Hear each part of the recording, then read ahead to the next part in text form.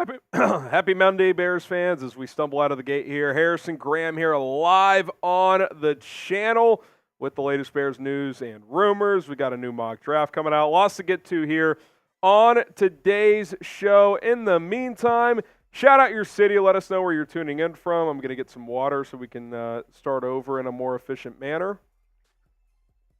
All right, that's a lot better. Plixie, what's up, Plixie? We got David in Pittsburgh. Plixie's in Rockford, Illinois. See, we got David in the chat.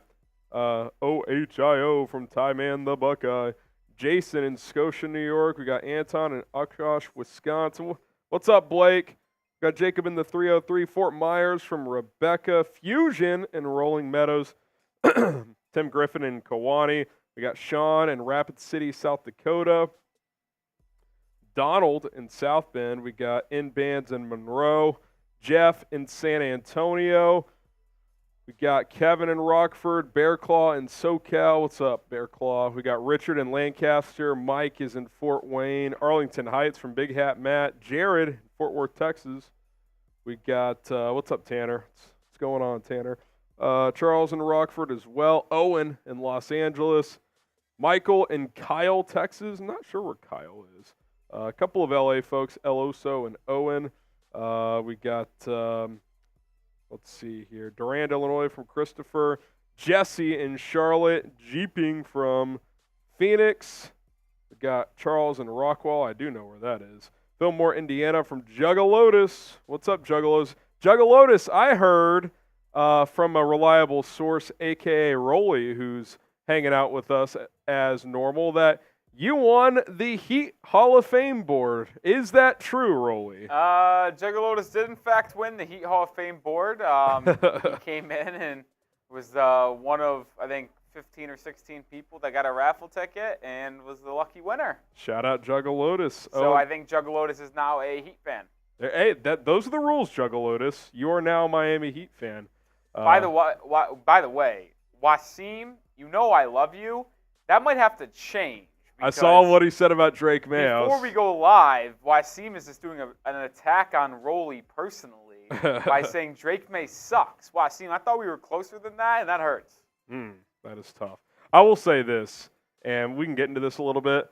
The Drake May could now be the fourth quarterback drafted drama just makes no sense to me at all. But we all know where this is going for Chicago, and that's Caleb Williams. How excited are you? Scale of 1 to 100, 1 being not at all, 100 being very excited. I'm pretty damn excited. Where are you guys at? Scale of 1 to 100. Travis at 100. Nicholas at a 90. Lucas 95.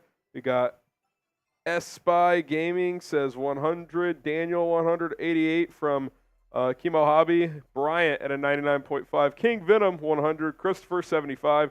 Jim at a 1. He's not very excited.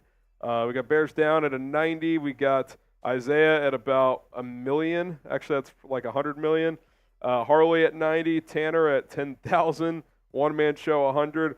I think I still think there's some people upset about trading Justin Fields, but I do think the support around Caleb Williams is starting to increase finally. 113 from Joker, 95 from Bears Down. We got 30 from Mr. J. Matt Tuzak at 97.5. Charles at 100. Travis saying good to see everyone coming together. Yeah, we had to. The tension had to end. Autumn says, bro, you skipped me again. When did I skip you, Autumn? These comments are coming in fast. You said 100. I got you, Autumn. Trying to read everybody. Charles says 69. Leslie 110. Gustavo 50. Doug says 100. Andre 99. Gene at 50. All right, Gino. We'll see. We shall see. We can get to this super chat coming in from our guy, Daily Bassist. I'm embracing the ceiling that Caleb brings to the team. It just sucks that I can see this going wrong, considering we've never properly developed a quarterback. And look, I get that pessimism. I also don't think the Bears have ever set up a rookie quarterback better than they have this time around. 2 elite receivers, really good tight end, really good second tight end, running back room, number 9 pick, top 10 defense. competent offensive coaching staff, at least on paper. Obviously, I have to see that come together, but it is a much better situation on paper than what Justin Fields or Mitchell Trubisky walked into. There's simply no doubt about it. So I definitely am excited about that. Poppy Chulo sits. Will other teams waste a top 30 visit on Caleb? It's a good question. Here's a counter question. Will Caleb waste time on other visits? Like, if this, like, assuming all goes well and they dot the I's and cross the T's and the medical checks out as he's set to visit Halas Hall next week, it's very possible at the end of that the Bears are like, all right, we're drafting you. He might just shut it down. He might be like, yeah, I'm not taking any top 30s. Because we already know he didn't want to do medical evaluations at the Combine for all 32 NFL teams. So if he's comfortable with the Bears and they check off that medical box, like, why go through it if he's got assurances he's going number one? So maybe he takes a couple others, but if things go well at Halas Hall next week, I mean, I was talking about this earlier with some of the guys in the office, and I may have mentioned it on the show this morning. The Bears might be the first team that announces who they're taking number one overall before the draft for the first time in a while. I think Andrew Luck got that distinction from the Colts in 2012. I don't know if you remember, Rolly. Who's the last team? Because this used to happen sometimes. Like Mario Williams was a big one in the early 2000s. They took him over Vince Young. That was announced before the draft. But it kind of feels like the momentum's so big. It wouldn't shock me if a few days before the draft they actually just announced that they're taking him. I guess, like, maybe not flat out they announce it, but, like, everyone knew like the Jaguars were taking Trevor Lawrence. Yeah.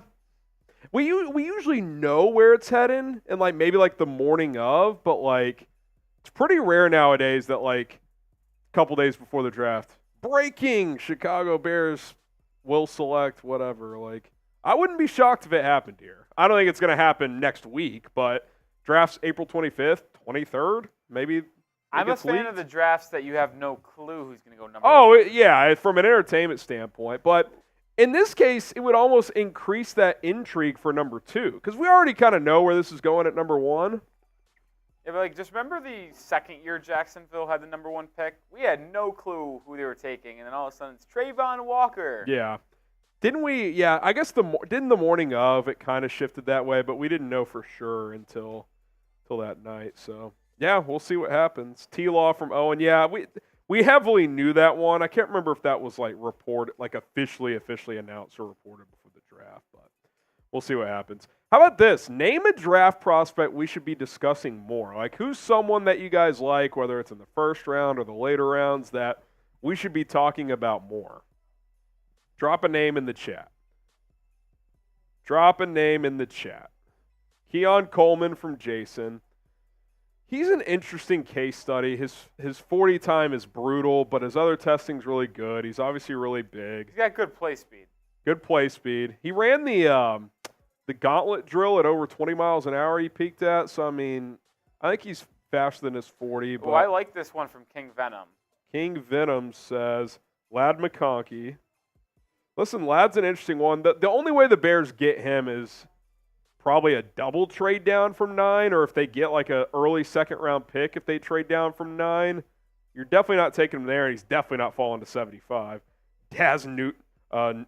Daz Newton. I thought you were going to say Daz Newsome, Bears legend. Chop Robinson's a good one. That's Carolina legend. Byron Murphy. I talked a little bit more about him last week, but I would agree with that one. A.D. Mitchell's a good one, because on today's show, I'm going to unveil my Bears big board, my initial list, top 20 prospects. I might update it throughout the next month. But Johnny says Caleb Williams. Yeah, I don't think we've talked about him enough, Johnny. Xavier Worthy from Rom. I put a short out about him. Apparently the Bears met with him, had a top 30 visit with him, so that's interesting. Nixon says Cedric Van Pran. He was our like Bears mock draft 3.0 through like 10.0 baby at center. But Ricky Pearsall, haven't talked about him much. Zach Frazier is another one. Safety out of Minnesota. I just think once they sign Kevin Byard, safety's kind of been checked off, but maybe I'll be wrong. All right, interesting. Lucas says, do you still have concerns about Flus?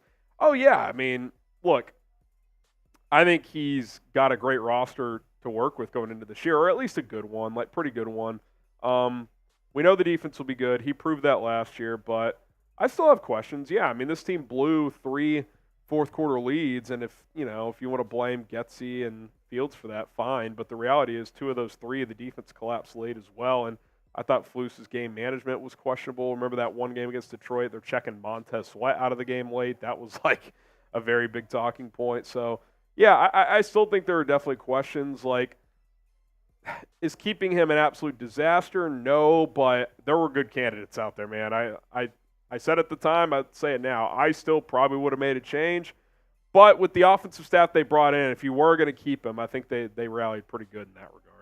Wasim Khan, Rolly, you're my guy. I just don't like the personal attacks toward Caleb, so I hypocritically said that about May. LOL, bear down, FGB. Wasim. The Caleb haters from Bears fans and just people in general, it's kind of been a little out of control, and I think now it's finally starting to slow down, which is good. But, yeah, so, look, Rolly and I well, Rolly likes May. What is it? Where are you? 1A, 1B? I have him as 1B. 1B. I do think Caleb's 1, but May's a clear 2 for me. Like, when we go, just a little tease, we're going to go through my Bears draft big board. I would have Jaden Daniels as a top 20 guy, but I'm not even putting him on there because, to me, it's Caleb Williams, and if the 0.1% disaster strikes, Drake's my plan B. Like, I'm not even thinking about the other quarterbacks. Oh, no, Caleb Williams, why do you have that gas mask on? I'd still take him if the gas mask video dropped. That would be kind of a fun exercise. Like, what would he have to do to not draft him? Like, where's the line? Like, if he got a DUI, would you draft him still? You probably would, right? I mean, I that's a big red flag for me, but, like, I feel like they probably still would. Like, obviously, if a Jalen Carter situation popped up, probably wouldn't draft him 1. But, yeah, I don't think him smoking marijuana with a gas mask on would deter me at this point. Daily basis is May draft sliding is Zach Wilson, Trey Lance all over again. He's clearly number 2 or 1 if you're only in his NFL ready. I'm with you. He's really good. He should go 2. McCarthy potentially going ahead of him per rumors reports. I think is crazy. I don't think that ends up happening, but we'll see. The Notcast says, draft Caleb, Latu, Rice, Keegan, what you think? Be pretty good. I mean, you get Caleb, you get your pass rusher, hopefully in a trade down if you get Latu. Brendan Rice, Keegan, sure, I'm in. Isaiah Bluebaugh says, Torrey Taylor punting matters. The Iowa punter. Yeah, look, Trenton Gill didn't have a great year last year. I don't think they'll draft a punter, but I could see them bringing in a UDFA. They have Corliss Waitman on the roster, I think is his name. Never heard of him, but he's another punter on the roster. I think he's a lefty, which is why he's on the 90-man. But I would not be opposed to bringing in a UDF punter for competition. In fact, I'd be kind of surprised if they didn't. So there you go. TJ says, would you be upset if they took O-line at 9? I wouldn't be upset.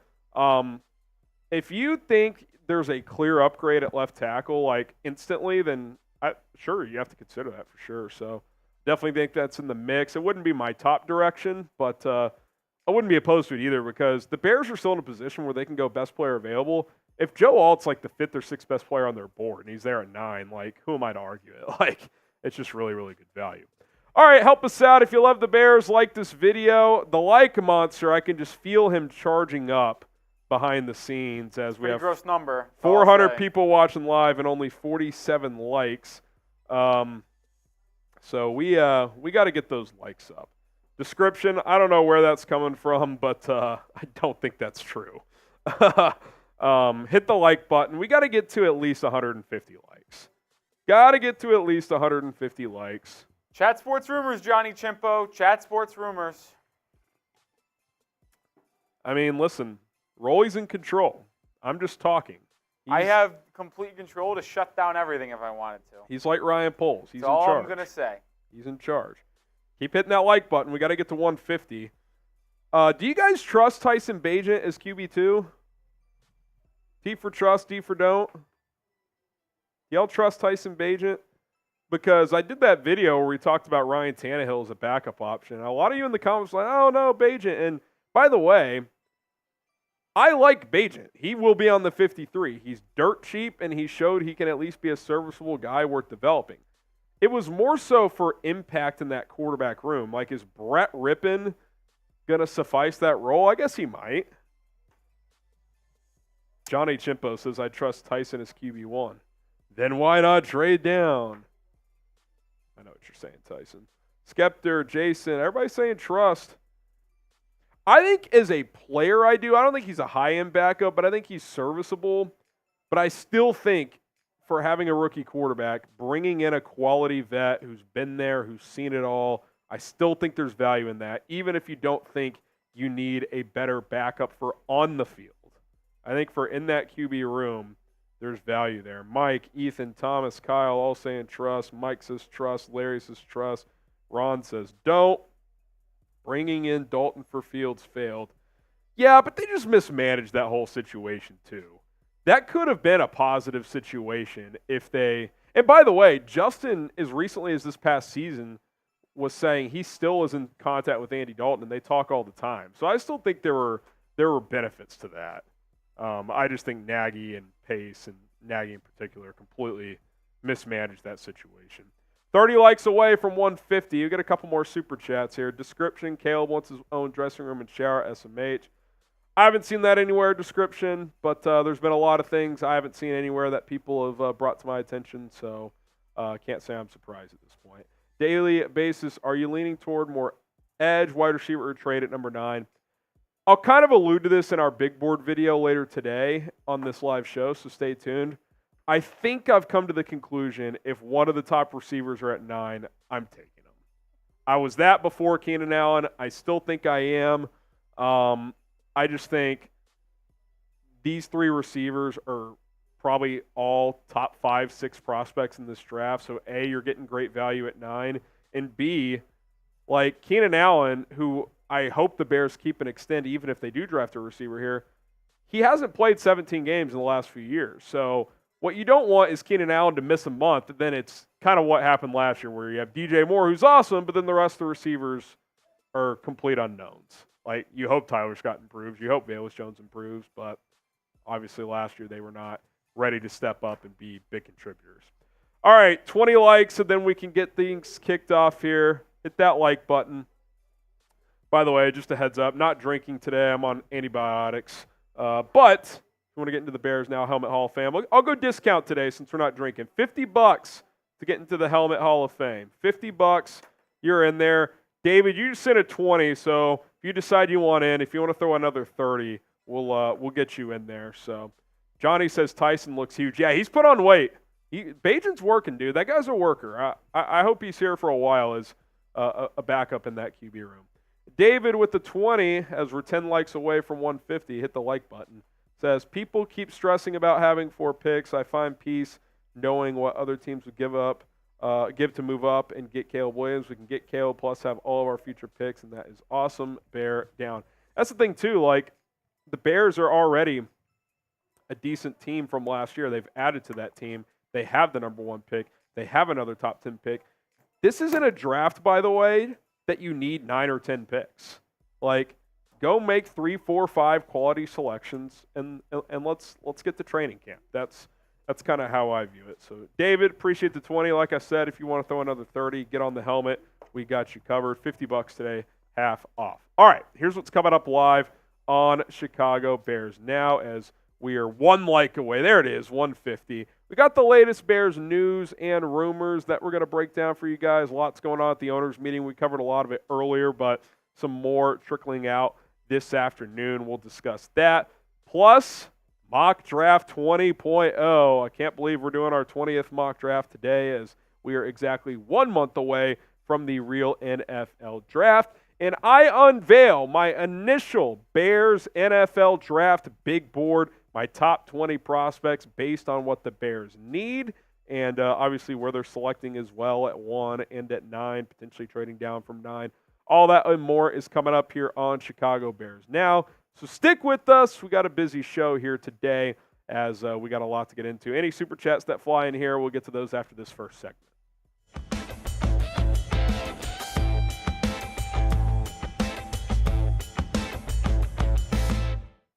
Is it time to lock Caleb Williams in at number 1 overall? My name is Harrison Graham. Welcome into Chicago Bears Now.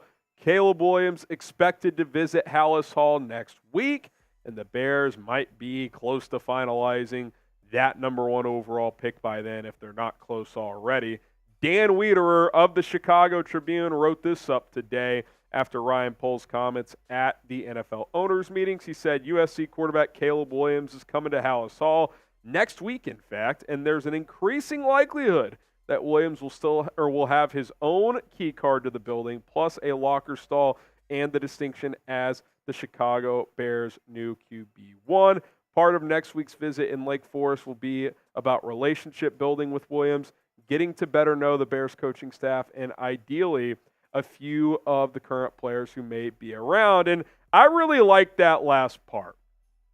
We're almost to the finish line. I think that's pretty clear. I think the main thing the Bears got to check off at this Halas Hall meeting is the medical. And then also just how's he interacting with the building? How's he chopping it up with Shane Waldron and some of that offensive coaching staff? And I really like the idea of having some current players around. Obviously, DJ Moore was outspoken about wanting to keep Justin Fields. I think it'd be great if he was in the building and met Caleb Williams said, hey, man, can't wait to work with you if that's the direction we go into. I think that would be nice. Maybe get some of the other offensive pieces in the building, Cole Kmet as well. Some vets on both sides of the ball. Maybe Montez Sweat's around. I know he and Keenan Allen were hanging out the other day. So that would be cool. We'll see if that ends up happening. And look, as long as the medical checks out, it's possible by the end of this meeting next week, this thing's officially a done deal. I would not rule out the Bears announcing before the draft that they're taking Caleb Williams. Hasn't happened in a while. It used to happen more frequently in these drafts. I would not rule it out. I do think the Commanders are on the clock at number 2. Again, I'll leave that 1%, 0.1% chance, whatever you want to say the percentages are for the crazy scenario. Something pops up in the next month, but that's like something unforeseen. But again, Bears got to do their due diligence. That's why they're going to Jaden Daniels Pro Day. They'll have people at Drake Mays as well. That's why they went to J.J. McCarthy. You got to be prepared, but it's pretty clear where this is going. I mean, Ryan Poles was asked only about Caleb Williams for the most part earlier today. He was asked if they're attending the other pro days, but a lot of Caleb extensive talk, and I think it's pretty obvious where this thing is heading.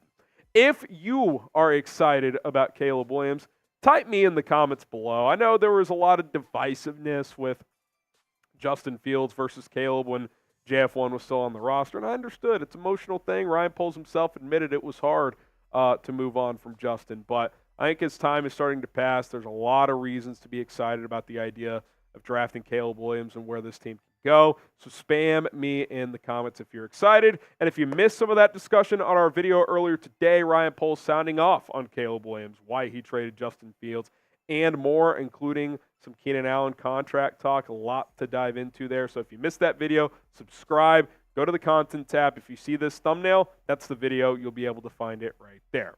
And I just want to say it again.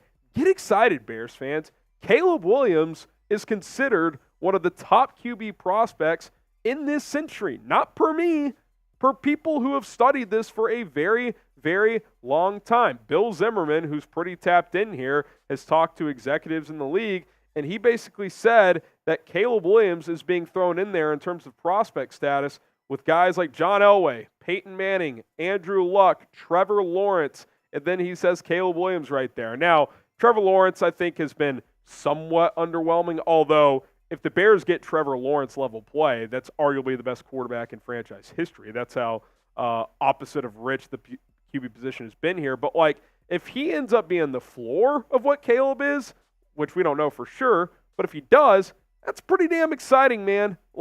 Caleb Williams has a chance to be really, really special, and Ryan Poles, who's doing a lot of homework with his staff, had this to say earlier today, saying, I'm having a hard time finding a person that doesn't like him or even love him and thinks he can reach the highest limits. The feedback's been good. When you talk to his teammates, they don't like him. They love him, his leadership, how he brings people together. He's intentional with his leadership. And I think that line about Poles, from hearing from other people what they think, not just what they think with their evaluations, but other people as well, quote, think he can reach the highest limits. That's the key, right? A lot of these prospects have a lot of potential. But do they have the drive? Do they have the leadership? Do they have the want to go be that guy? And I think as we've gone through this process and have kind of dispelled all the chatter around Caleb Williams and this drama and this idea that he, maybe he doesn't love football, which is complete bogus, that not only is this guy insanely talented, but he does want to be great. And look, with how the Bears have set Caleb Williams up, with 2 elite receivers, a good tight end, another top 10 pick, a young, still some question marks, but ascending offensive line, good running back room, top 10 defense, quality offensive coaching staff. If this doesn't work with Caleb Williams in Chicago at quarterback, who will? You can't have put together a much better situation than what you have right now. I keep saying it. This is not Bryce Young walking into an empty cupboard in Carolina. This isn't even C.J. Stroud walking into Houston. Caleb Williams is walking into a better situation than C.J. Stroud did. Now, am I saying Caleb needs to play to the level Stroud did last year? No, that was a historic rookie season. But if 3 years from now we're in the same position, the Bears have to draft another quarterback, that is a unbelievably massive failure, bigger than the one you just had with Justin Fields, if we're being completely honest. So I'm choosing to be optimistic about it. There's reasons to be optimistic, and I think this guy's wired the right way to chase greatness and hopefully reach it as well. If you want greatness in your pockets, and hey, maybe you are providing greatness when it comes to fantasy sports, Prize Picks, that is the app for you because it's daily fantasy made easy at prizepicks.com/CLNS. March Madness is the epitome of greatness, and things are heating up on the hardwood, not only in the NBA, also in the NHL on the ice, but on the college basketball court because we're approaching Sweet 16 action. I got a little 3-player entry here. We're just going to go with Mirren here, tough last name, but he's a sniper from deep. I think he gets more than 10 points there. Dalton Connect really struggled in the round of 32 against Texas. I think he bounces back. He averages over 21 a game on the season. Could be the more there as well. I'm going to go less there with our good pal at the bottom as well at 16.5 points. I think Marcus a little less there on that number. Iowa State, very good defensive team who he's going up against. PrizePicks.com/CLNS. That is a 3-player entry to win 5 times your money. You got March Madness. You got the NBA. You want to keep riding Caitlin Clark in the women's NCAA tournament as well. Go check out those options. PrizePicks.com/CLNS. Use the code CLNS to get a deposit match up to $100. All right. I wanted to get into this as well. Ryan Poles did say earlier today that the Bears did consider keeping Justin Fields. Now, let's be clear before we get to the quote. They were still going to draft a quarterback. That was always going to be the case. But he did say that he and the Bears had, quote, deep conversations about keeping Fields and drafting a quarterback number 1 overall. Let's see what he had to say here. I got some really good guys on my staff to really dig into how that would play out in terms of the locker room, how that would play out with a young guy that needs a lot of reps, how that would play out with the command and leadership that you need in that position. And we felt like it was best to probably move on and allow a young quarterback to come in and work into that role. And I do think that's the right decision. And let's be honest, too. That would not have been doing right by Justin, which Poles said all the way back at the Combine was a big goal of his. Wherever this goes, I want to do right by Justin Fields. I don't think keeping him, drafting a quarterback, having them split reps and have this kind of awkward division potentially in the locker room and definitely among the fan base, which we saw before it even would have happened, would have been fair to Justin. It wouldn't have been fair to the number 1 overall pick, I don't think. People who have compared this to the Chiefs, well, they did it with Alex Smith. Alex Smith was a 10-year vet who was over 30. They were a playoff team, and their plan from day dot was to sit Mahomes for an entire year. Caleb Williams, if you draft him with Justin Fields, is not a guy you sit the entire year. Maybe Justin would start right at first, but I just think that would have been absolute chaos. It was chaos, and the guy wasn't even here yet. It was out of control on social media, in my comments on my videos, here in the live chat. I think you had to make this move. I think it was doing right by Justin because keeping him and drafting QB, I think that's sending the wrong message. I think it allows teammates, people on this roster to kind of, let cooler heads emerge with over a month until the draft when they did make that move. So I do think ultimately, like Ryan Poles said, they did come to the right conclusion. Was it appropriate to consider that route? Yeah, absolutely. They should consider every route. But I do think the processing was right, and they came to the right spot at the end of the day. Now, speaking of the Bears quarterback room, because, I've discussed a little bit that I would like to add a veteran quarterback. to this room for a number 1 overall pick. Do you trust Tyson Bagent as QB2? Type T for trust or D for don't. Let me know in the comments. I want to make this clear. I trust him on the field to at least be serviceable. I think we saw that to an extent last year. Now, the New Orleans game was ugly. Wasn't very good against the Chargers. But he went 2-2, and my rule of thumb is a backup quarterback. If you can go 500, that's pretty good. I still like the idea of getting a vet in here, if nothing else, for the QB room. And Brett Rippon, okay, fine. Like, if you want to say he's that guy, I guess that's fine. But, like, Ryan Tannehill has started over 150 games in this league, and he's still sitting out there. Like, that's the kind of vet I'm talking about. That's why I mentioned guys like Tyrod Taylor, like other players who were available earlier in the process who are now not. Is it a disaster if you don't bring someone like that in here? No, but I do think it'd be beneficial, and I do think it would help. We'll see if the Bears do consider that route. All right, let's talk NFL rule changes before we get out of this news and rumors segment. The league has announced 3 rule changes already. Could be a 4th if they change the kickoff. That one is still up in the air at this point in time. These are kind of the rules on screen. I'm going to kind of skip the middle one because I'm still not completely sure how significant that one is. But the first one, and I really like this one, is before, to get a third challenge, you had to hit on your first 2. Detroit proposed this one. Shout out to the Lions for once. Don Burr, I know you're watching. You only have to hit one of your first 2 challenges to get a third one. And I like that because if you hit on a challenge, you shouldn't get punished. You should be able to replace that challenge and be willing to use it. So I think teams are going to be willing to be more aggressive on their challenges, which I think is good. And then the last one, which is, I think, just a disaster. It's the hip drop penalty rule. They are going to penalize hip drop tackles, 15 yards, and potential fines for defensive players as well. This could be a mess. Now, I'm all for player safety. I want the NFL to exist 50 years from now. So, like, if you can find ways to make that happen while the sport still looks like the sport, I'm all for it. But, like, you're kind of one part of the body away of defenders not really being able to tackle anymore, right? And I know these don't happen that often. I think the NFL reviewed last year, and 230 total tackles had happened the whole season, which was about 1 per game. So it's not a huge number. But, like, I can see it now. Someone early in the season in prime time, they're going to get flagged for this. It's going to be an incorrect ruling, and it's going to cost the team a game. You can take that to the bank. This kind of reminds me of when they made pass interference reviewable, and then they just stripped it the next year. I wonder if that could happen. Now, I doubt it because the league's pretty serious about what they consider as player safety measures, which this is certainly that. But, man, it's going to lead to frustration. It already has. Jaquan Brisker's tweeted out a couple of times about it, including this. He goes, so how we overturn this or whatever? I don't think it's getting overturned, Jaquan.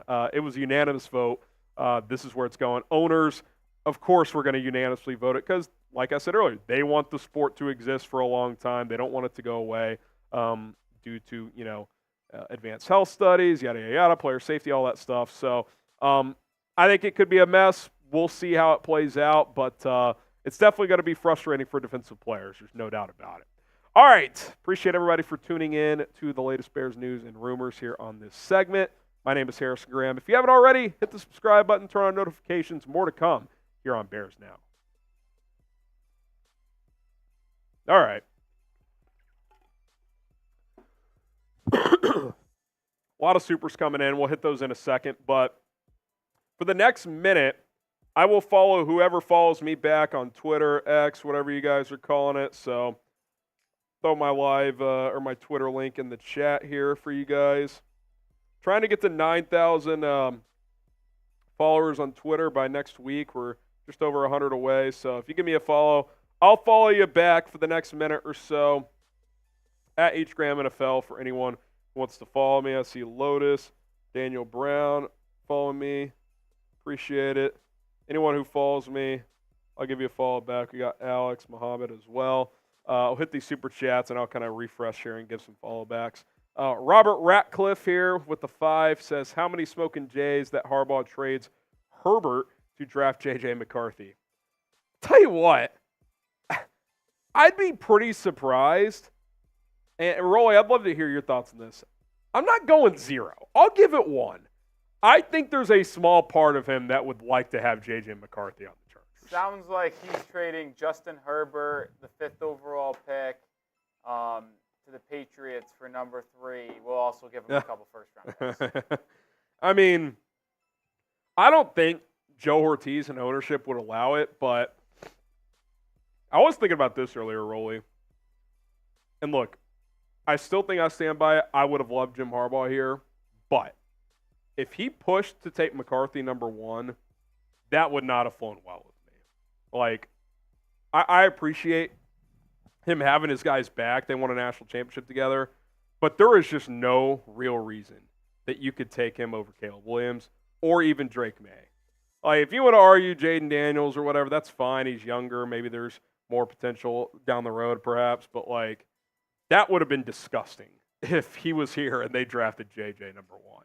I don't get it. I think McCarthy has some upside to him, but he's QB4 for me at highest, if I'm being completely honest. Description, Caleb Williams wants creative control in the offense. I think you're just throwing stuff in here now to troll, which, hey, appreciate the donations, description. Alex Ammerling, only 4 this year, but 2 top 10 picks, and we have a bunch next year. Yeah, Bears are in a good spot, man. Bears are in a good spot. I like where they sit personnel-wise. David Plazinski, boom. So David 30-piece tender. Gets his sticker to add that up to 50 from earlier. Shout out to David. And then Juggalotus. Not the only person getting on the list. He's riding the high of being the person getting the Miami Heat Report Hall of Fame boys. Yeah, that's exactly right. Shout out to Juggalotus, David Plazinski. Got to make sure I'm spelling this right. Long last name, Plazinski. I'm trying to fit your name on there. There you are. There's yours. Get Juggalotus on here. He says, I'm all in for Tannehill to get a vet behind Caleb. We've never done right by a rookie, and Poles has a chance to do it all right.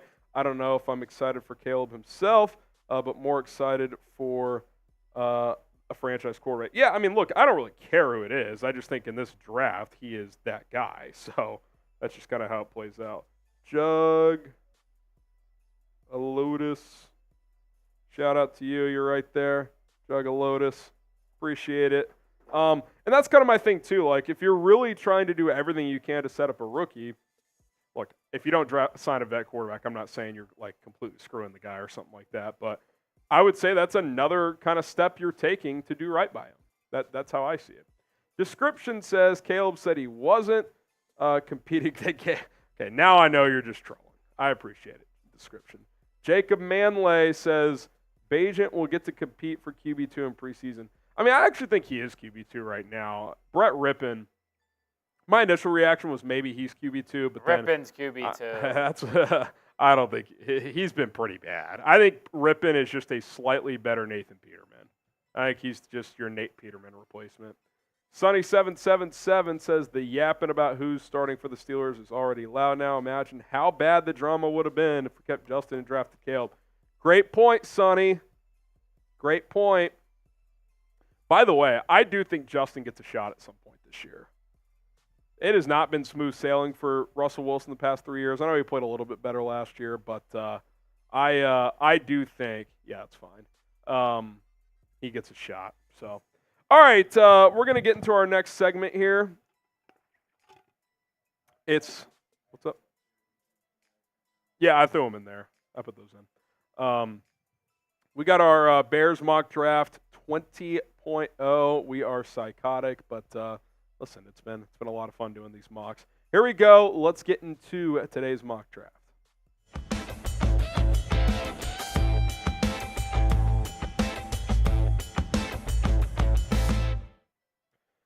Harrison Graham here, another episode of Chicago Bears Now coming at you. We got our mock draft 20.0 coming at you here on today's show. I can't believe we've reached 20.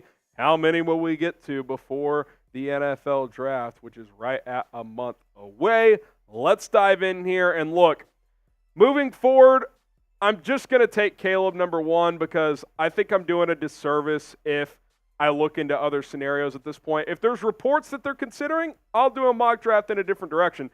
And to be honest, I just think it's not like, sure, it's fun. I could do some fun trade down scenarios, but I think mock drafts are a combination or should be a combination of what is most likely and what I would do.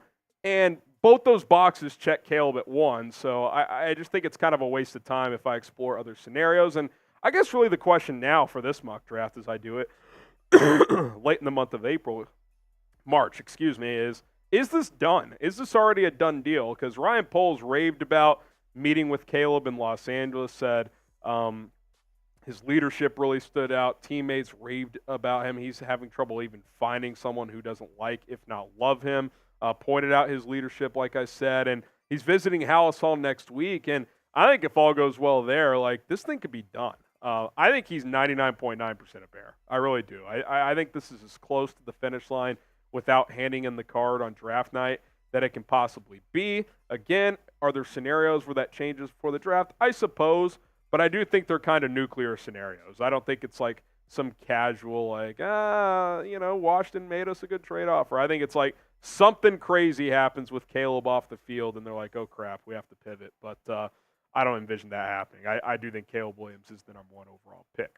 So we go through the rest of this mock draft. The way, based on recent rumors, reports, a lot of chatter that QBs could go in the first 4. And going through this mock draft exercise, Jaden Daniels at number 2 to Washington, Drake May, number 3 to New England, and then Minnesota trades up with Arizona. They send 11, 23, and future capital to get up to number 4 and take J.J. McCarthy. And look, do not be surprised if 4 QBs kick this draft off, or at least 4 in the top 5. And that's a very good thing for the Bears, by the way, because you want as many QBs going before that 9th pick if you end up staying there. However, in this mock draft, we're moving up, baby. You want me to mix it up? I'm not teetering off Caleb at 1, but let's have some fun. Let's trade up to the number 5 overall pick, trading 9 to the Chargers, plus that second-round pick next year via Carolina, which very well could be 33. I think Carolina's going to be really bad again. NFC North got stronger. They're still at least a year away from competing, in my opinion. So that's a top 35, top 40 pick in a draft that teams really value next year already. That's been pretty obvious. And then you go get Marvin Harrison Jr. I know a lot of people on the keep Justin Fields train were, get MHJ, let's get MHJ. Well, what if you get both? I wouldn't completely rule out this possibility. And if you're sitting there saying, why would the Chargers do this? Well, a couple reasons why I think they could consider it. One, I think this year's a transition year for LA. They traded Keenan Allen to Chicago. Awesome for the Bears. They cut Mike Williams. They had cap issues that they're trying to fix. This could be one of those years where, hey, if Harbaugh coaches his ass off, maybe they're a wild card team, but they're not really a contender this year, I don't think. And what do we know about Jim Harbaugh? He really likes to build through the trenches. And he might say, okay, I'm going to trade down to number 9, and Joe Alt could be there, or one of the other top 3 receivers could still be there. Worst case, Fuaga or Joe Alt could be there. Like, he's going to have options for players of similar tier to Marvin Harrison Jr. sitting there at number 9, and he's going to get a high capital pick next year. Again, that at worst is going to be a top 40 pick in all likelihood. So, and then on the Bears side of things, well, hey, you all of a sudden have maybe the best wide receiver core in the NFL. Marvin Harrison Jr., there's been some chatter recently that Neighbors and Adunze are right there with him. And look, maybe they are. I still think MHJ is the best receiver in this draft. You put him opposite of DJ Moore with Keenan Allen in the slot, and then you just have Tyler Scott run 10 go routes a game with that speed. I mean, you find a better trio in the NFL than that. I don't think it exists. I mean, Cincinnati with what they've had with Chase and Boyd in the slot, and then Higgins on the outside, pretty good. I think this unit's better. Like, I really do. I think this trio could be absolutely unbelievable if the Bears were able to pull it off. And again, sure, could you use an edge? Do you need more pass rushing help? Yes, but like, the defense is already top 10. Let's get as much ammunition for Caleb Williams as possible, and going up and getting MHJ would certainly be doing just that. Now, would you make this trade to get Marvin Harrison Jr.? Swap 9 and 5 and give up that second-round pick from Carolina, which is valuable in next year's draft. Type T for trade or P for pass. I think I'd pull the trigger on this. I'm not sure the Bears would, but, man, that is a lot of fun to think about if you are Chicago. So let's trade down again, because after trading up to 5, you don't pick again until the 70s, 75 to be exact. Jacksonville comes calling. I'll move down 21 spots to 96, pick up a 4th, pick up a 5th in the process as well. And then let's get a defensive lineman. Let's get Michael Hall Jr., the defensive tackle out of Ohio State, who fits a lot of the relative athletic score metrics the Bears like. His production, which is pretty much just the last 2 years, he played like 2 games his freshman year, so 26 games in total in college. Pretty good for an interior guy. 6 sacks, 10 TFLs, and I think what really stood out to me, what I like looking at his this number per PFF, his pass rush win rate, over 18%. That's good for a college interior player. That's really, really good. So if you can add him to that rotation, he's probably not a starter, at least right away, but you have him as like your number 2-3 tech behind Jervon Dexter. You hoping Dexter takes that big jump. Michael Hall, maybe he plays similar level to what Dexter played last year. You got Billings at the nose, Zach Pickens rotating in. Is it absolutely stout in the interior? No, but I do think it's better, and I think it's a group that could grow together with 3 really, really young pieces. Before we get to the next selection here, we got DeAndre Swift jerseys available at chatsports.com/Swift4. I know we've sold a few of these already, so get in on them before they fly off the shelves. He is rocking number 4. The jerseys aren't in stock yet. When they are, we will let you know. Chatsports.com/Swift4. Link is in the comments and in the description of this video. Click and shop today. Get yourself a Swift jersey. All right, day 3 picks here. Muhammad Kamara at 114, one of those extra picks I got from Jacksonville. I love him in the 4th round. He's undersized. He's small. I get it. He's literally like 6'1", 240 something. So, like, is it the most ideal for a 4-3 edge? No. But you watch the kid play, and he just knows how to rush the passer. Like, he's a smart player. And he talked about, I was actually at his podium for a little bit at the NFL Combine. He talked about how being lower to the ground was a big advantage for him in college. And you've seen guys in the NFL have that success with that lower to the ground kind of just center of gravity there. And I think he can do some of that. Now, is he kind of a tweener in a 4-3? Does he play occasional off ball? Perhaps. I think he's athletic enough to do that. But I kind of view him as like a nickel dime pass rusher. Like, you kind of bring him in on when you got heavy coverage on the back end, and he can be an extra rusher for you. So I like that idea. I don't know if he's ever a full-time starter, but again, this is the 4th round. You bring him in, rush the passer 10 to 15 times a game, and that's kind of what his role is. And look, is Michael Hall and Muhammad Kamara the sexy, high-end kind of extra pass rush you're looking for on the D-line? No, but if you don't get one in that round 1 spot, which in this case I traded up for MHJ, you add a couple of guys in the middle rounds, I think that's at least solid, and then maybe you turn back to free agency after the draft, and you go sign a veteran pass rusher like a Carl Lawson or something like that if he's still out there. So I like the depth you're getting here with these 2 guys as you need to continue to add to that side of the ball, at least up front. Okay, Ben Sinnott, the tight end out of Kansas State with the Bears' own 4th-round pick. I've taken him in a couple of mocks now. You still have to fill that tight end 3 role. Did a little bit of everything at K-State. He really came onto the scene in 2022, the second half of that year when K-State ended up winning the Big 12 championship. I watched him play twice in person, made a one-handed touchdown catch in one of the games I saw. Really athletic, good ball skills. They lined him up at H-back sometimes. You still have a clear need at tight end 3 right now. Love the 1-2 punch. I've said I would like to bring back Mercedes Lewis, which I still would, but you could still bring back Lewis, and then Sinnott is kind of your just do-it-all guy. He plays some tight end. He plays some H-back. You line him up at fullback. Maybe you cut Kari Blasingame and save some money there because Blasingame really can only play fullback. Sinnott can play 2-3 positions, and he can do it at a high level, in my opinion. So I think 4th round's the sweet spot for him, and I think he's a player that should be on the Bears' radar possibly.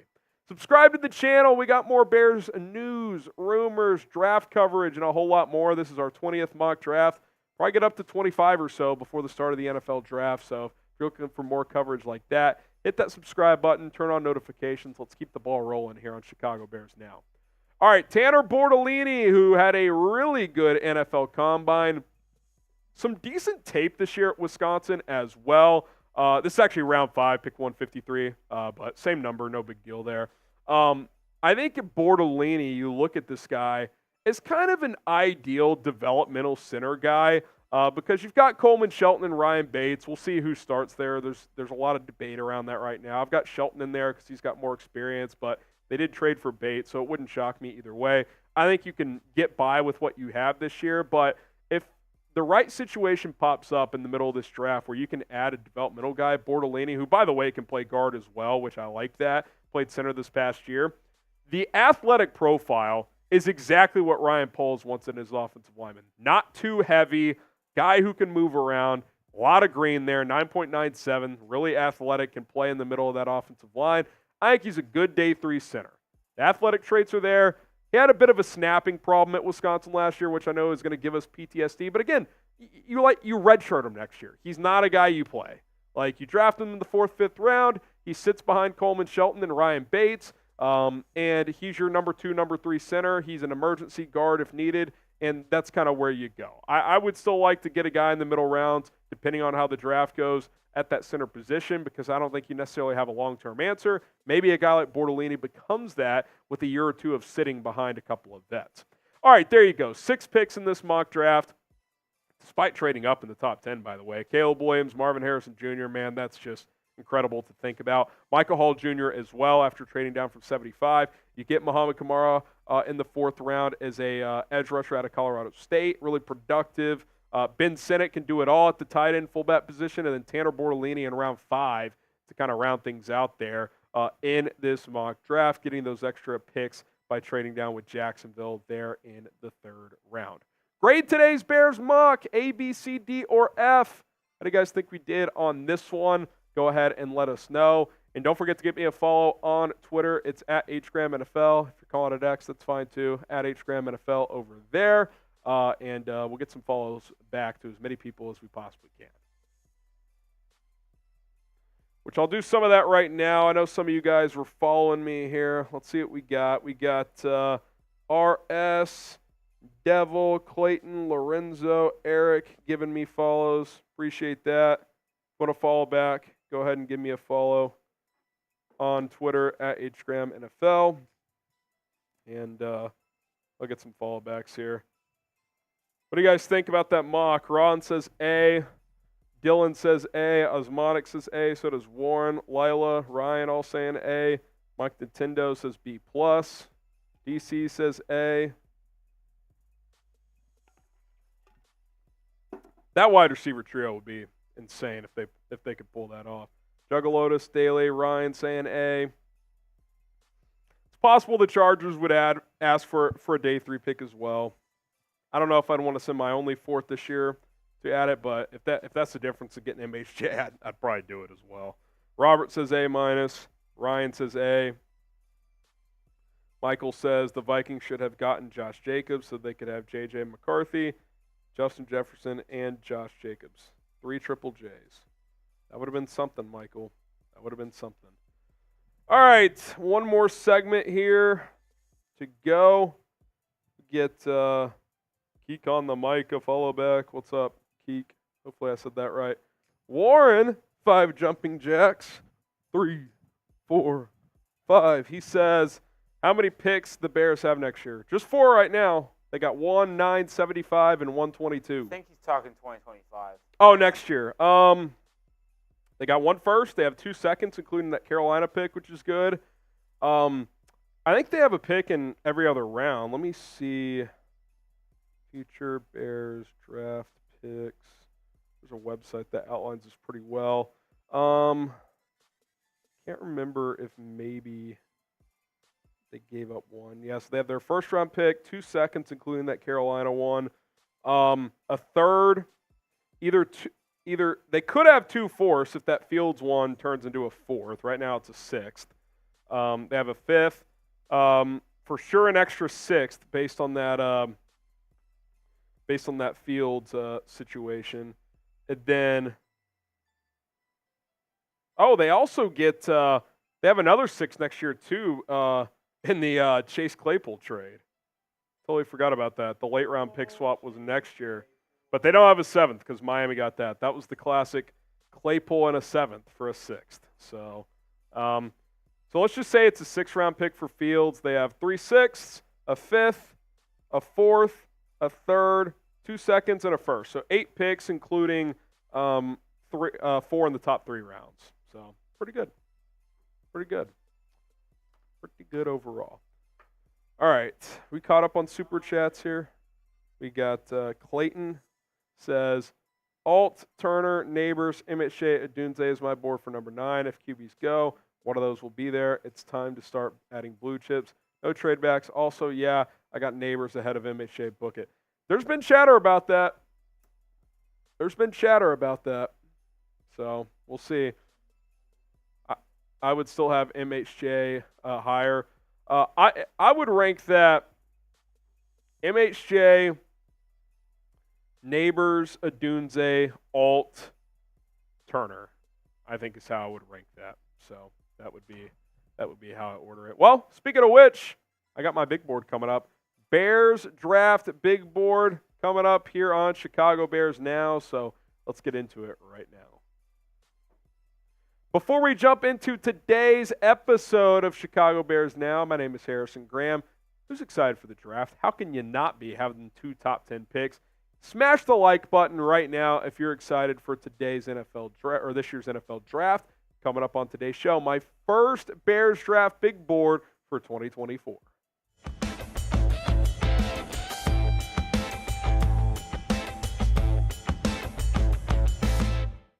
Welcome into Bears Now. I am going to unveil my first big board for the 2024 NFL Draft. I'll probably update/expand on this as we get closer to the draft at least one more time, maybe twice. Maybe I'd do it like second week of April, then the week of the draft, so stay tuned for that. Another reason to subscribe. Today, we'll focus on 20 prospects. I'm not going to do some crazy top 50 yet. My final one's probably going to be a top 50, maybe top, rapid fire top 100, something like that. We'll see. 20 prospects today, and we will go from there. All right, number one, we don't need to spend a lot of time. Caleb Williams, I think he has the potential to be the most impactful player in this draft at the most impactful position. We all know he's the heavy favorite to be the number 1 overall pick. I think that's as close to a done deal as it could possibly be. He's my top guy. And remember, I should add this caveat too. This is based on what the Bears need as well. So it's a combination of best players in the draft, but also at positions of need. So, I don't have any cornerbacks on this list, for example. Okay, Marvin Harrison Jr. I've said it for a while. I think he's the safest player in this draft. I think he's probably the best overall player in this draft right now. Obviously, Caleb just plays a more impactful position. That's why I have him number 1, and he's pretty damn special as well. I'm not concerned about the lack of testing or any of that stuff. The tape speaks for itself for MHJ. He's training to be a player, not to run cone drills. Drake May, and I just want to mention this. Drake May is my only other quarterback on my big board, and the reason is because if you're the Bears, you only need one emergency plan behind Caleb Williams at this point. We're a month out. All signs point to Caleb. If disaster strikes, I would pivot to Drake May. I'm not putting Jaden Daniels or J.J. McCarthy or Michael Penix in my top 20. If I was just doing a top 20 overall big board, I would for sure have Daniels on it. But I don't need it for this because I only need one backup plan, and that's Drake May right now. We've gone through his pros and cons before, but we'll show him here again. The arm is strong. He can make all the throws. He attacks the middle of the field very well. Underrated scrambler. You can use him as a runner, especially in the red zone as well. Does have some careless decision-making at times. He needs to slide more when he scrambles, and there's some footwork, question marks, leaves some clean pockets too often. But I think his tape is clearly ahead of Jaden Daniels and J.J. McCarthy. He's my backup plan if something goes awry with Caleb Williams. He's the only other quarterback I'm putting on this list. All right, let's go back to receiver, Malik Neighbors. A lot of people think the gap between Neighbors and Marvin Harrison Jr. is kind of non-existent, and some believe that to be the case with Rome Odunze as well, is you kind of package these two together. I do think these 3 receivers are all top 5 prospects in this NFL draft. I would have them all ahead of Jaden Daniels for those wondering as well. I don't really care who is sitting there. I like Neighbors slightly more. I just think he's a little more explosive. You could make an argument for Odunze to get that bigger outside receiver opposite of Morin with Keenan in the slot. That's perfectly fine. I would lean Neighbors ever so slightly, but if both were somehow sitting at 9 and they took Odunze, I certainly wouldn't complain about it. And I do want to ask you this. Is it a no matter what for you? And what I mean by that is if Neighbors or Odunze falls to 9, are you going to take that player if one of them gets there? Type Y for yes you are, or no for no you would not necessarily. For me, I think I have reached the point where I'm very, very close to no matter what, if Malik Neighbors or Rome Odunze falls to 9, which I do think is possible, I would draft that player. So I'm typing Y for yes. Certainly understand the argument for edge, trading down, offensive tackle, which are all good options, which is why the Bears are in a good situation. But I still view this receiver thing, especially with Keenan Allen being a little older and having some minor injury concerns, that you get one of these dudes, I mean, you're really set at that wide receiver position. Speaking of Joe Alt, I've got him at number 6. I think edge is a bigger need, but I do think Alt is a better prospect than the edge rushers by enough of a gap that I will still have him higher. His film, in my opinion, in 2023 was the best among all of the offensive line prospects, which is why I think he's in play at number 9. Now, I also think he could be off the board. The Chargers as early as 5 could take him. Tennessee could certainly take him at 7. I think that's a very, very real possibility. Don't think Atlanta would take him at 8. So if he gets past 7, he very well could be there at 9 if a team doesn't trade up above Chicago. Don't be surprised. Ryan Poles is a big offensive line advocate. I would not be shocked at all if Joe Alt was sitting there at 9 if he selected that player. I've got Dallas Turner next. I think the upside here is why I have him as the highest ranked edge on my big board. Is he as polished as Latu? No. Is he as big as Jared Verse in terms of fitting the mold of a 4-3 defensive end? No, but he has insanely long arms, insanely high athleticism traits, which we know Ryan Poles and Matt Eberflus value. I would lean Turner in on that upside. And by the way, it's not like it's traits without production. He's still been productive. Like, he had 10 sacks last year. So you put that type of explosiveness opposite of Montez Sweat. That's pretty fun to think about. I do have Jared Verse next. I actually like Latu better as a pass rusher. I'll explain why I have Verse a little bit higher here in just a second when we do get to Latu, but he's been consistent, 2 really steady years at Florida State, super well-spoken. I was more impressed with him than almost any other player at the NFL Combine when I got to be up with these prospects close. I think he checks the character boxes that Ryan Poles is looking for. He's got a great story, starting at JUCO, under-recruited, makes his way to Florida State, becomes this really good prospect. I would certainly be perfectly content with him at number 9. I would love it even more on a potential trade down from 9, but he's a really, really good pass rusher who's got good athleticism and size as well. Appreciate Prize Picks for sponsoring today's show. If you want to get in on daily fantasy, there's no better place than Prize Picks, and I recommend you do so. I hope a lot of you guys got signed up during March Madness because Rolly and I made a bunch of money over this past weekend, and there's opportunities coming up this week as well with the Sweet 16 getting started on Thursday. I got my guy Miram here. Listen, this guy can really make it rain. I think he gets more than 10 points here. Dalton Knecht, one of the best players in college basketball, didn't have his best game last time out. I'm a big believer in veteran stars bouncing back after a bad game. I think he does that. Give me the more there. Got the less on Marcus's points. Iowa State's just stifling defensively, so I like him to go less than 16.5. $10 to win 50, 5 times your entry there. You can win up to $100 right now, depending on the type of entry you go with. PrizePicks.com/CLNS. Use the code CLNS to get started today. Choose more, choose less. It's PrizePicks. It's easy. Get signed up right now. Okay. Olu Fashanu. Let me get some water real quick. Olu is an intriguing case for me because I thought coming out of 2022, he was by far the best offensive lineman coming back in college football.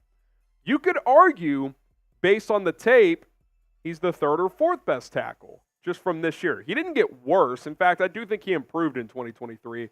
I just thought other guys played really well. Like Joe Alt clearly had a better year, in my opinion. A guy we're going to talk about coming up did as well. But you're talking about a multi-year starter at left tackle at a high rate. Oh, by the way, he was high school teammates with Caleb Williams, so you wonder if that plays an even tiny role here as a possible pick at number 9 or in a slight trade down. And look, I like Braxton Jones. He's a starter in this league. Ryan Poles said as much, that Braxton can start in this league. But if he thinks there's an all-pro in this draft at left tackle that he can get his hands on, Joe Walt, Olu Fashanu, someone else, don't rule it out. Is it a top need for the Bears? No. But the Bears very well could still go BPA, and if one of these tackles is that and they're sitting there at 9, I would not even be slightly shocked if they took him because protecting Caleb Williams is going to be vital. Not that you can't with what you currently have, but gives you a better chance to do so if you take a blue-chip tackle in this draft. Don't be surprised if it happens. Should the Bears look to upgrade from Braxton Jones? Type U for upgrade or D for don't. I think they should be open to it. I don't think you have to force the issue. You've got a starter there. But, again, if there's a clear opportunity to upgrade there based on who's available on the board, I think you have to at least consider taking that swing. At number 10, Latu, who I've said it and I'll continue to say it, I think is the most polished pass rusher in this draft. I think his pass rush moves are excellent. He's got an awesome chop move, which is pretty rare for a rusher at his age. But production aside, pass rushing ability aside, the issue with Latu is what are the medicals? And that's why I have him a little bit lower. I don't have access to that information. The Bears do. If his medicals are 100% clean and there's no concern that year 4, year 5, he's going to, be like Leighton Vander Esch with the Cowboys and have to retire after 5 or 6 years in the league, I would arguably take him above the other two edges that I mentioned. I still have him in my top 10 for that reason because I think he's that polished and that good. And probably as a rookie, could be the best rusher in this class. Turner's upside is definitely better, but what's the medical situation? Can he be a 10-year player in this league? If you can, go take him. If you're worried after his rookie contract he could kind of be done, then yeah, he's probably going to slide a little bit. Number 11 here, Brock Bowers. Look, for me, just my Harrison's just like favorite players in this draft in terms of just raw ability. He's probably a top 10, maybe even a top 5 or 6 guy. But I just think when you combine the Bears' needs, the positional importance, what positions the Bears have filled, Brock Bowers probably is not going to be a Bear. Would I completely rule out the possibility? No, because Shane Waldron likes to run 12 personnel, 13 personnel, and doing it with Cole Kmet, Brock Bowers, and Gerald Everett's fun to think about. But I think they just end up getting more of a blocking tight end as that number 3 guy so they can run the football. Bowers can block some, but he's more of a receiving threat, which is what you added in Gerald Everett. I'd be surprised if the Bears took him. I wouldn't completely rule it out. I've got him at number 11. I'll say this. If you trade down from 9 to like the mid-teens and he's still there and he's by far the best player on the board, go take him. It's another weapon for Caleb Williams. I got no problem with that. If you want daily Bears content for free, hit that sub button. We're not charging you a dime. We're here every single day busting out videos for you guys. We appreciate the love and support. We've crossed 90,000 subscribers, trying to get to 100 as soon as possible. Hit that sub button, youtube.com/BearsNow. All right, Talise Fuaga. This dude is really good. Like, I would say more than any other player, I have grown onto this guy more than any other prospect in this draft. My only question for Fuaga is, can he play left tackle? Just a right tackle at Oregon State. He's kind of had a Darnell Wright type of rise where after the college football season, he was probably like a late first rounder, but then he goes, and I think he was at the Senior Bowl, and he was at the Combine. He's impressing people, and all of a sudden, be like, this guy could go ahead of Olu, which I thought his tape was actually better than Olu's last year. But again, can he play left tackle? We know Olu can. Fuaga has only played right, so if you draft him, one of 2 things has to happen. Well, I guess one of 3 things happens. 1, you could kick him inside. He's definitely big and strong enough to do that. 2, you kick him to left tackle, or 3, you play him at right tackle and you kick Darnell Wright to left tackle, who played some left tackle at Tennessee. So if you're comfortable with Wright kicking out there, sure, take Fuaga. But if you have questions about any of those options, it's kind of hard to take them, I think, based on where this offensive line construction is right now. Byron Murphy, another player that's growing on me as well. I got him here at 13. I thought about putting him 10, 11, but Fuaga and Bowers are just awesome players. Murphy had good, not incredible production, but it was good. He's gotten some Aaron Donald comps. They have very similar body kind of comps there, height, weight, testing. It's all very similar. Now, look, he's not going to be Aaron Donald. No one is, right? Could he be 70% of Aaron Donald? If he is, that's a Pro Bowler. So we've heard Matt Eberflus talk about 3-tech engine of this defense. I think this would come down to how do the Bears feel about Javon Dexter. If they think he's ready to be a starter now, then you probably don't take Murphy. If there's questions there, bring in Murphy. Let those guys compete. In worst case, you have 2 good options at 3-tech. Brian Thomas Jr., my 14th prospect, who he's a damn good receiver, man. I think in most drafts, like if he was in last year's group after this year he had at LSU, he might have been close, if not the number 1 receiver taken. Jackson Smith and Jigba went 20th overall. Thomas might go higher than that in a better receiver draft. I think top 15 is on the table. Big play machine. Now, he doesn't run the full route tree. I think that's something he's got to improve on, but really good speed, good release off the line. He's fast as hell. go routes, deep crossers, posts. I mean, if you brought him in here and he was your number 3 after Allen and DJ Moore, that I think he'd be pretty damn good in that role. Troy Fountainu, the offensive lineman out of Washington, he can play tackle, he can play guard. I think people were labeling him as a guard too early, and then he gets to the combine, he has 34.5-inch arms, which is like plenty long enough to play tackle. Those are longer arms than Darnell Wright had last year. But he does have that versatility because he's strong enough to play guard. So you like that. There's question marks about the Bears' guard position after this year. Tevin Jenkins, final year of his rookie deal. Nate Davis's contract, easy to get out of after 2024 if you don't want to commit to that third year. So maybe you bring him in. He's your 6th offensive lineman, or he competes with Braxton Jones. At worst, he's your top backup, and he's a starter in 2025. Really good player on tape, like the versatility as well. Name a draft prospect we should be talking about more. Doesn't matter what round. It could be top 10 caliber guy, top 20, 3rd round, 5th round, day 3, whatever. I want to hear from you guys. Who are some prospects we should be discussing more here on Chicago Bears Now? All right, kind of going to go rapid fire to wrap up the top 20 here. J.C. Latham, tackle out of Bama, can play every position except center, guard, tackle. I think he can play left and right side. I'd have some questions about left tackle, which is why he's a little low for me, but he's a mauler. Amarius Mims, insane athlete, injury concerns, playing time concerns, not a lot of starts at Georgia, but man, he is a freak of nature. Jackson Powers Johnson, listen, in a big enough trade down, could you still take him? I think you could because he can play guard as well, has played guard and center at Oregon. I think he's by far the best center in this draft, and he gives you that guard versatility. Jerzon Newton, he's slid a little bit for me because he hasn't been able to work out much in the pre-draft process, had a surgery. So him and Byron Murphy have kind of flipped. I think Murphy's going to be the first defensive tackle that goes, but Newton is still a good player. And then Adonai Mitchell, the wide receiver out of Texas, I think he's kind of close to cemented himself as that 5th receiver after Brian Thomas Jr. Wide receiver 1 potential. He's got the size, got the speed, got the tape. A little inconsistent, but the upside is absolutely massive. So there you go. There's my first Bears draft big board. I know a lot of you guys, I see someone in the chat, J.J. McCarthy, where is he? I said it off the top. I'm only putting a second quarterback in there, which is Drake May, because Caleb Williams is 99% going to be a Bear, and if by some drastic scenario they have to pivot, well, you only need one backup option. For me, it's Drake May. That's why it's my big board. So if it was a raw big board, I would have Jaden Daniels top 20. I actually don't know if I'd have McCarthy in my top 20 if I'm being honest, but he would potentially be in there. So that is why on that. If you want more coverage around the Bears, hit the subscribe button, turn on notifications. We got you covered here on this channel. JT.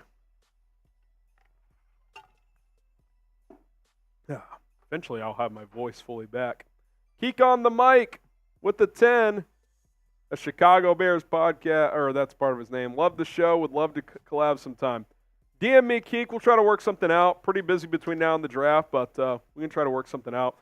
5 for you, being a first-timer. Appreciate the love, Keek. Let me know if I'm saying that right. What about Trotter Jr., softball linebacker? Again, the Bears don't need linebackers. So if I was doing a raw big board, like for all positions, not just Bear-centric, there'd be a few different names in there. There'd be at least one more quarterback. There'd be at least one, if not 2 or 3 corners. So, yeah, that's where we're at. All right, before we sign off, who's a prospect we should talk about more? Troy Franklin going to break a steal. Break a steal? I haven't really paid attention that much. He said be a steal, by the way. Change that. Oh, okay. To Troy Franklin. I know he's very fast. Is he like a good route runner? Like I haven't really locked in on Troy Franklin. Did you see his gauntlet at the combine? No. You know, where they just dude, he was weaving bad, dude. Oh, so I think that drill, is kind of, it's not a perfect solution, but I do think it kind of shows like attention to detail, right? So I think there are route running questions there. But I'd still take him in the second round. I'm not convinced on Xavier Worthy either. Yes, very quick, very fast.